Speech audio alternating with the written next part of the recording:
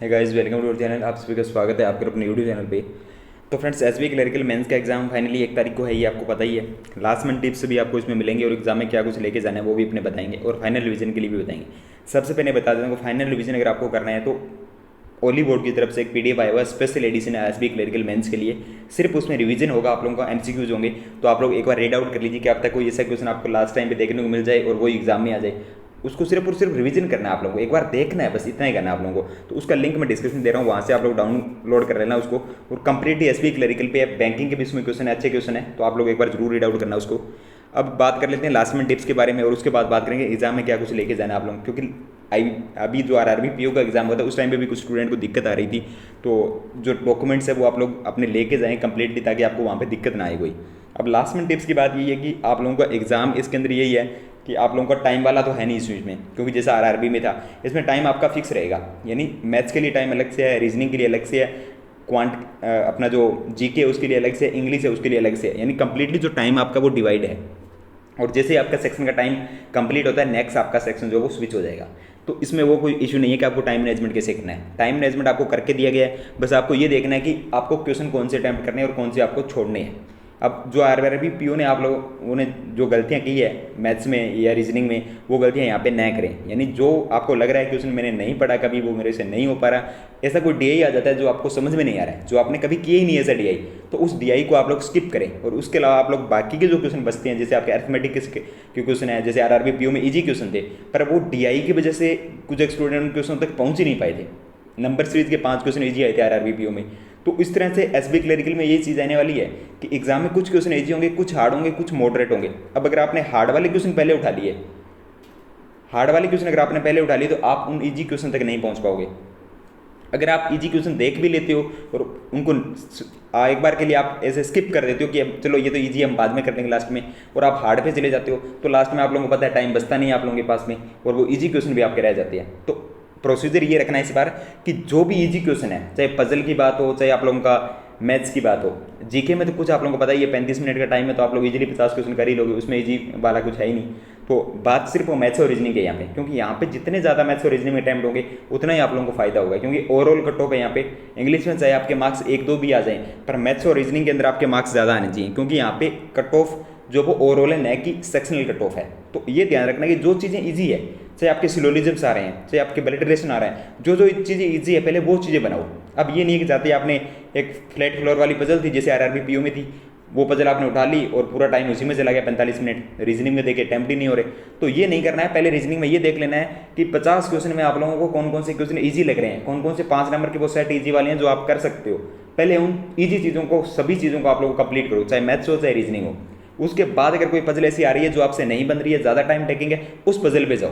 तो ये स्ट्रेटेजी अगर आप लोग अपनाओगे तो डेफिनेटली आपको फायदा मिलेगा। क्योंकि इजी अगर आप लोग मान लीजिए 20 क्वेश्चन रीजनिंग के अंदर इजी आप लोगों के, और आपने वो 20 क्वेश्चन 10 मिनट में या 15 मिनट में बना लिए, तो अब 15 मिनट में अगर आपने 20 क्वेश्चन बना लिए, अब भी आप लोगों के पास कितना टाइम बच रहा है?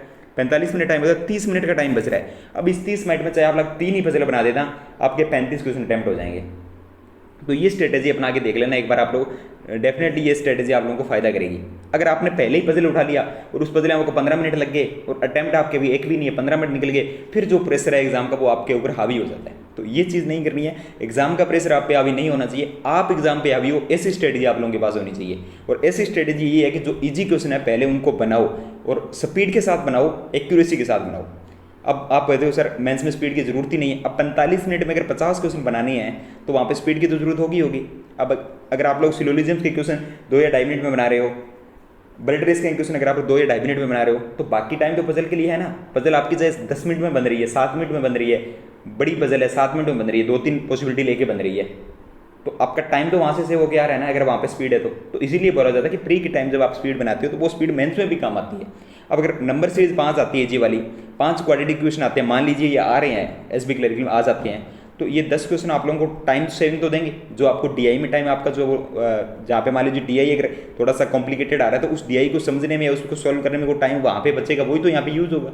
तो इस जो स्पीड का है वो आप लोगों को प्री और मेंस दोनों में ही काम आता है। तो इसके अलावा बात कर देंगे एग्जाम में क्या कुछ लेके जाना है। अगर आपको कोई भी और डाउट हो एग्जाम से रिलेटेड तो आप लोग कमेंट सेक्शन में जरूर पूछ लेना एक बार।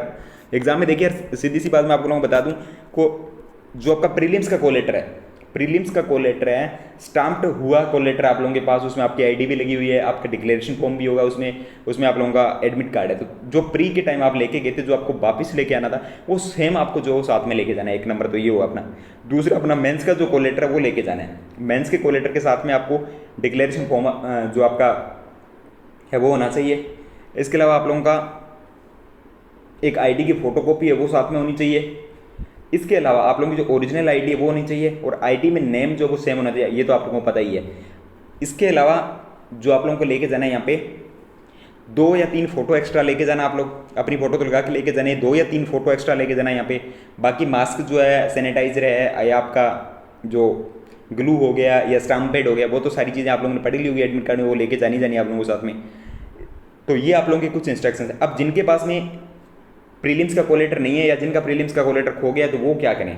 तो उनके लिए देखिए, आपके पास एसबीआई की तरफ से एक मेल आया होगा, सभी के पास आए हैं लगभग मेल, तो कि आपका ये एग्जाम है इस टाइम इस डेट को। तो वो मेल अगर आया तो उस मेल में नीचे ये लिखा हुआ है कि अगर जिनके पास प्रीलिम्स का कॉल लेटर नहीं है, जिनका प्रीलिम्स का कॉल लेटर खो गया कहीं पे, तो उनके पास एफआईआर की कॉपी होनी चाहिए। यानी आपको कोई नियर बाई जो भी आपके पुलिस स्टेशन वगैरह है, तो उसमें आप लोगों के पास वो चीज़ें वहाँ पे दर्ज की हुई होनी चाहिए कि मेरा कॉल लेटर जो है वो खो चुका है, तो उसकी कॉपी जो है ना वो साथ में होनी चाहिए। यानी एफआईआर की जो कॉपी है वो साथ में होनी चाहिए, तो आपको एंट्री मिल जाएगी। इसके बिना आपको एंट्री नहीं मिलेगी, क्योंकि डेफिनेट सी बात है, आपको जो अगर प्रीलिम्स का कॉल लेटर नहीं है तो एंट्री नहीं मिलेगी। अगर एफआईआर की कॉपी है तो आपको एंट्री मिल जाएगी, अगर वो भी नहीं है तो एंट्री नहीं मिलेगी। आपके पास जो मेल आया है उसमें साफ लिखा हुआ है, आप लोग पढ़ सकते हो, हर किसी के पास वो मेल आया हुआ है, तो आप लोग उसमें देख लेना कि क्या कुछ किस तरीके से उन्होंने मांगा है चीज़ें।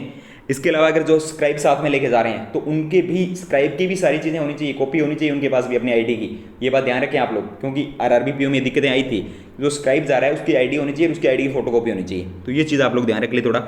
इसके अलावा आप लोगों को पता ही है सारी चीज़ें कि किस तरह से आप लोगों ने प्रिपरेशन तो ऑलरेडी कर ही रखा है। अब लास्ट रिवीजन के लिए मैं आप लोगों को बोल रहा हूँ कि इस वाली पीडीएफ को एक बार आंखों से निकाल देना। आप 1 घंटे का काम है, ज़्यादा इसमें कुछ नहीं है, आपको याद उसमें कुछ नहीं करना। बस बैंकिंग के क्वेश्चन है, इंपॉर्टेंट क्वेश्चन आपको देख लेना है एक बार कि अगर वहाँ पे क्वेश्चन आ जाता है कि जैसे स्मॉल फाइनेंस में कभी 11 हो गए, पहले 10 थे, तो आरआरबी में एक क्वेश्चन आया था। तो इस तरह से अगर क्वेश्चन आ जाते हैं तो आपको हेल्प हो जाएगी वहाँ पे 1 या 2 नंबर की ज़्यादा से ज़्यादा। तो ये चीज़ें आप लोगों के लिए है, तो जरूर एक बार आप लोग जाके उसको चेकआउट कर लीजिए। मैं उसका लिंक डिस्क्रिप्शन में लगा रहा हूँ, तो वहाँ से आप लोग उसको डाउनलोड कर सकते हो। सिर्फ आपको रजिस्टर करना है और अपना डाउनलोड कर लेना। तो सभी को बेस्ट विशेष और एग्जाम के रिव्यू के साथ मिलेंगे अब अपने कि एग्जाम में क्या कुछ आया और किस तरह से चीज़ें जो आई है। तो अपना एग्जाम बेस्ट करके आना, अपना बेस्ट दे के आना। ऑल द बेस्ट सभी को।